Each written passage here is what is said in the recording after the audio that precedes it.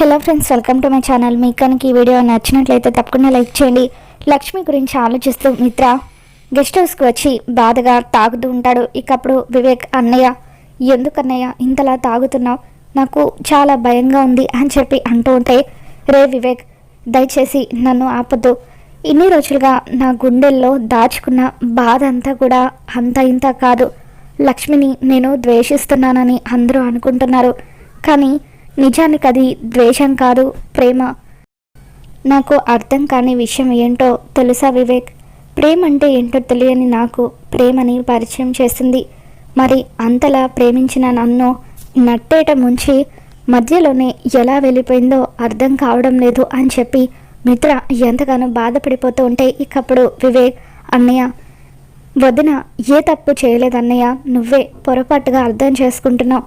అసలు వదిన ఏ పరిస్థితుల్లో ఆ తప్పు చేయాల్సి వచ్చిందో తెలుసా అని చెప్పి వివేక్ మిత్రకి నిజం చెప్పబోతూ ఉంటాడు. ఇకప్పుడు కిటికీ దగ్గరికి వచ్చిన లక్ష్మి నిజం చెప్పొద్దు అన్నట్టుగా వివేక్కి సైగ చేస్తూ ఉంటుంది. ఏంట్రా వివేక్, ఏదో చెప్పబోయి ఆగిపోయావు, ఏం చెప్పాలనుకుంటున్నావు?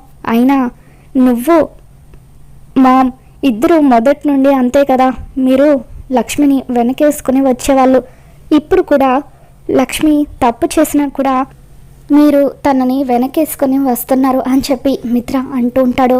అది కాదన్నయ్య, దయచేసి ఇక తాగడం ఆపేసి ఇంటికి వెళ్ళిపోదాం పద అని చెప్పి వివేక్ మిత్రని బతిమలాడుతూ ఉంటాడు. ఇక దాంతో మిత్ర, లేదు వివేక్, కనీసం ఇలాగైనా సరే నాలో ఉన్న బాధని కొంచెమైనా తగ్గించుకొనివ్వు. లక్ష్మి జ్ఞాపకాలు ఇంట్లో ఉండకూడదని నేను ఎందుకు అంటున్నానో తెలుసా? ఆ జ్ఞాపకాలు చూసిన ప్రతిసారి కూడా నాకు లక్ష్మి మీద ఉన్న ప్రేమే గుర్తుకు వస్తుంది. కాబట్టి లక్ష్మి మీద ఉన్న ప్రేమ గుర్తుకు వస్తే అప్పుడు నేను ఏ పని చేయలేను. ఎందుకంటే తనని నేను ఇంకా ఇంకా ప్రేమిస్తూనే ఉన్నాను. ఇప్పుడే కాదు, నేను చచ్చేంత వరకు కూడా నా మనసులో లక్ష్మి మాత్రమే ఉంటుంది. అందుకే ఇంకా మనీషాను కూడా పెళ్లి చేసుకోకుండా ఒంటరిగా బతుకుతూ లక్కీని చూసుకుంటూ నాలో ఉన్న బాధను కొంచెమైనా తగ్గించుకోగలుగుతున్నాను అని చెప్పి ఇక అలా మిత్ర ఎంతగానో బాధపడిపోతూ ఉంటాడు.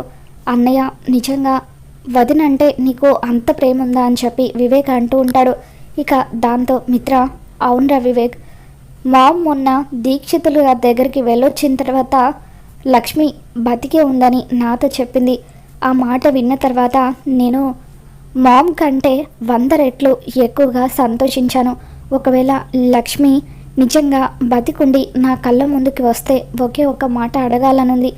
తను ఎందుకు నన్ను అంతలా మోసం చేసి వెళ్ళిపోయిందో నిలదీయాలని ఉంది. లక్ష్మి ఏ తప్పు చేయలేదని నాతో ఒక్క మాట చెప్పినా కూడా తనని నేను గుండెల్లో పెట్టుకొని చూసుకుంటాను అని చెప్పి ఇక అలా మిత్ర, కానీ నేను అనుకున్నది మాత్రం ఎప్పటికీ జరగదు. ఎందుకంటే లక్ష్మి మోసం చేసి వెళ్ళిపోయింది అనేది నిజం కాబట్టి అని చెప్పి ఇక అలా మిత్ర ఎంతగానో బాధపడిపోతూ ఉంటే, కిటికీ దగ్గర నిలబడి మిత్ర మాటలు వింటున్న లక్ష్మి కూడా ఎంతగానో బాధపడిపోతూ ఉంటుంది. మిత్ర గారు, దయచేసి నన్ను క్షమించండి. మీరు నన్ను ఇంతలా ప్రేమిస్తున్నారు, కానీ నేను మీ ప్రేమని పొందలేకపోతున్నాను అని చెప్పి ఈ ప్రపంచంలో నా అంత దురదృష్టవంతురాలు ఉండదేమో అని చెప్పి ఇక లక్ష్మి కూడా ఎంతగానో ఏడుస్తూ ఉంటుంది. మిత్ర గారు, మీ ప్రేమకు ప్రతిరూపంగా నాకు జున్ను పుట్టాడు. నేను కూడా ఇన్ని సంవత్సరాలుగా మీరు గుర్తొచ్చినా కూడా బాధనంతా కూడా నా గుండెల్లోనే దాచుకుంటూ నందన్ కుటుంబం క్షేమం కోసమే మీకు దూరంగా భారంగా బతుకుతున్నాను అని చెప్పి లక్ష్మి ఎంతగానో ఏడుస్తూ ఉంటుంది. మరోవైపు ఆటోలో లక్ష్మి గెస్ట్ హౌస్కి వస్తూ ఉంటే ఇక అప్పుడు అర్జున్, ఈరోజు ఎలాగైనా సరే లక్ష్మితో మాట్లాడాలి, లక్ష్మి మనసులో ఏముందో తెలుసుకోవాలి అని చెప్పి తనని ఆటోలో ఫాలో అవుతూ గెస్ట్ హౌస్ దగ్గరికి వస్తాడు. ఇక బయట నుండి ఆ గెస్ట్ హౌస్ వైపు చూస్తూ, అసలు ఈ గెస్ట్ హౌస్ ఎవరిదై ఉంటుంది, లక్ష్మి ఎందుకు ఇక్కడికి వచ్చింది అని చెప్పి ఇక అలా అర్జున్ గెస్ట్ హౌస్ దగ్గరికి వచ్చిన తర్వాత గేట్ దగ్గర ఉన్న సెక్యూరిటీ, ఈ గెస్ట్ హౌస్ ఎవరిది, దీని ఓనర్ ఎవరు అని చెప్పి అడుగుతూ ఉంటాడు. ఇక దాంతో ఆ సెక్యూరిటీ, ఇది lucky group of industries owner అయిన మిత్రనందన్ గారిది అని చెప్పి ఇక సెక్యూరిటీ చెప్పడంతో ఇక అప్పుడు అర్జున్ ఒక్కసారిగా షాక్ అవుతూ ఉంటాడు. ఏంటి, ఈ గెస్ట్ హౌస్ మిత్రదా? మరి మిత్ర గెస్ట్ హౌస్కి లక్ష్మి ఎందుకు వచ్చినట్టు? అసలు ఇక్కడ ఏం జరుగుతుంది? వెంటనే తెలుసుకోవాలి. అసలు మిత్రకి లక్ష్మికి ఉన్న సంబంధం ఏంటి? ఆ రోజు కూడా మిత్ర పక్కన బుర్కాలో ఖచ్చితంగా వెళ్ళింది లక్ష్మి నన్ను డైవర్ట్ చేయడం కోసమే నా నుండి తప్పించుకొని వెళ్ళిపోయింది. ఈరోజు ఎలాగైనా సరే అసలు లక్ష్మి ఎవరో, తన గతం ఏంటో తెలుసుకోవాలి అని చెప్పి అర్జున్ లోపలికి వస్తూ ఉంటాడు. ఇక మిత్ర స్పృహ కోల్పోయిన తర్వాత లక్ష్మి లోపలికి వస్తుంది. వదిన, చూడు వదిన, అన్నయ్య ఎలా తాగేసి పడిపోయాడో నాకు చాలా భయంగా ఉంది అని చెప్పి వివేక్ అంటూ ఉంటే, వివేక్ నువ్వు ఇక్కడి నుండి వెళ్ళు, మీ అన్నయ్యని నేను చూసుకుంటాను అని చెప్పి లక్ష్మి అంటూ ఉంటుంది. వదిన, ప్రాబ్లం ఏం లేదు కదా అని చెప్పి వివేక్ అంటాడు. లేదు వివేక్, నేనున్నాను కదా, నేను చూసుకుంటాను అని చెప్పి ఇక అలా లక్ష్మి వివేక్ని వెళ్ళిపోమని చెప్పడంతో వివేక్ అక్కడి నుండి వెళ్ళిపోతాడు. ఇక స్పృహలో లేని మిత్రతో లక్ష్మి మాట్లాడుతూ ఉంటుంది. మిత్ర గారు, మిమ్మల్ని ఇలా చూస్తూ ఉంటే నాకు చాలా బాధగా అనిపిస్తుంది. మిమ్మల్ని ఇటువంటి పరిస్థితుల్లో చూడవలసి వస్తుందని నేను అస్సలు అనుకోలేదు. మిత్ర గారు, నన్ను క్షమించండి. నేను కేవలం మనీషకిచ్చిన మాట వల్లే మీకు దూరంగా ఉండాల్సిన పరిస్థితి ఏర్పడింది. లేదంటే నాకు కూడా మీతో పాటు కడదాకా బతకాలని ఆశగా ఉంది మిత్రగారు అని చెప్పి ఇక అలా లక్ష్మి మిత్రని తన ఒడిలో పడుకోబెట్టుకొని మాట్లాడుతూ ఉంటుంది. ఇక కిటికీ దగ్గర వచ్చి చూసిన అర్జున్కి మిత్రని లక్ష్మి ఒడిలో పడుకోబెట్టుకోవడం కనిపిస్తుంది. లక్ష్మి ఏంటి మిత్రతో ఇంత క్లోజ్గా ఉంది? అసలు వీళ్ళిద్దరి మధ్య సంబంధం ఏమై ఉంటుంది అని చెప్పి అర్జున్ లక్ష్మి గురించి ఆలోచిస్తూ ఇంటికి వెళ్ళిపోతాడు. ఇక లక్ష్మి కూడా మిత్ర దగ్గర కొద్దిసేపు టైం స్పెండ్ చేసిన తర్వాత ఇక అలా అర్జున్ ఇంటికి తిరిగి వస్తుంది.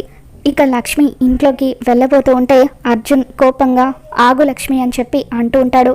ఏమైంది అర్జున్ గారు అని చెప్పి లక్ష్మి అంటూ ఉంటుంది. ఈరోజు నేను నీ నుండి కొన్ని విషయాలు తెలుసుకోవాలని అనుకుంటున్నాను. మిత్రకు నీకు మధ్య సంబంధం ఏంటి? నువ్వెందుకు మిత్ర గెస్ట్ హౌస్కి వెళ్ళావు అని చెప్పి నిలదీస్తూ ఉంటే ఇక అప్పుడు వసుంధరాదేవి, రే అర్జున్, ఏం మాట్లాడుతున్నావురా నువ్వు? లక్ష్మి మిత్ర గెస్ట్ హౌస్కి వెళ్ళడం ఏంటి అని చెప్పి అంటూ ఉంటుంది. అమ్మ, నువ్వు కొంచెం సేపు ఆగు. ఈరోజు లక్ష్మి ద్వారా నేను కొన్ని నిజాలు తెలుసుకోవాలనుకుంటున్నాను అని చెప్పి అర్జున్, చెప్పు లక్ష్మి, నువ్వు ఎన్నో రోజులుగా మిత్రని ఫాలో అవుతున్నావు. మిత్ర వాళ్ళ ఇంటికి కూడా అప్పుడప్పుడు బుర్కాలో వెళ్ళొస్తున్నావు, అవునా కాదా? జానుని కూడా బుర్కాలో కలిసావు అని చెప్పి అర్జున్ లక్ష్మిని నిలదీస్తూ ఉంటాడు. ఇకప్పుడు లక్ష్మి, నన్ను క్షమించండి అర్జున్ గారు, నేను నా గతం గురించి మీకు చెప్పాలనుకుంది ఇదే.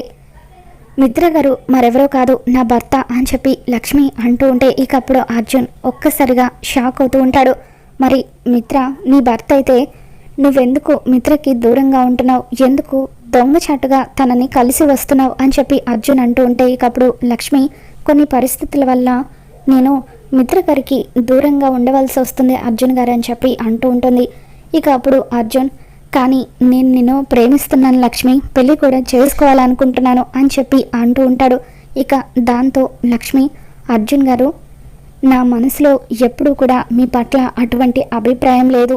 కేవలం నేను మిమ్మల్ని ఒక స్నేహితుడిగా మాత్రమే భావించాను. ఒకవేళ నా వల్ల మీ మనసులో అటువంటి అభిప్రాయం కలిగి ఉంటే అందుకు నన్ను క్షమించండి అని చెప్పి లక్ష్మి, నేను మిత్ర గారికి దూరంగా ఉండొచ్చు, కానీ నేను చనిపోయేంత వరకు నేను మిత్ర గారి భార్యగా మాత్రమే ఉంటాను అని చెప్పి ఇక లక్ష్మి గదిలోకి వెళ్ళిపోతుంది. ఇక దాంతో అర్జున్ వసుంధరాదేవి ఇద్దరు ఒక్కసారిగా కుప్పకూలిపోతారు. రే అర్జున్, లక్ష్మి మిత్ర భార్య అవ్వడం ఏంట్రా అని చెప్పి ఎంతగానో బాధపడిపోతూ ఉంటుంది. ఏం చేస్తామమ్మా, ఆ దేవుడు నా తలరాతను అలా రాశాడు. నేను ఎంతగానో ఇష్టపడ్డ అమ్మాయి నన్ను మోసం చేసి వెళ్ళిపోయింది. ఇప్పుడు నేను ఎంతో ప్రేమిస్తున్న లక్ష్మి కూడా నాకు దూరం అయిపోతుంది అని చెప్పి ఇక అలా అర్జున్ కోపంగా ఇంట్లో నుండి వెళ్ళిపోతూ ఉంటే, రే అర్జున్, ఎక్కడికి వెళ్ళిపోతున్నారా అని చెప్పి ఇక అలా వసుంధరాదేవి అంటూ ఉంటుంది. ఇక అర్జున్ లక్ష్మి మిత్ర భార్య అని తలుచుకొని ఇక ఎంతగానో తాగుతూ ఉంటాడు.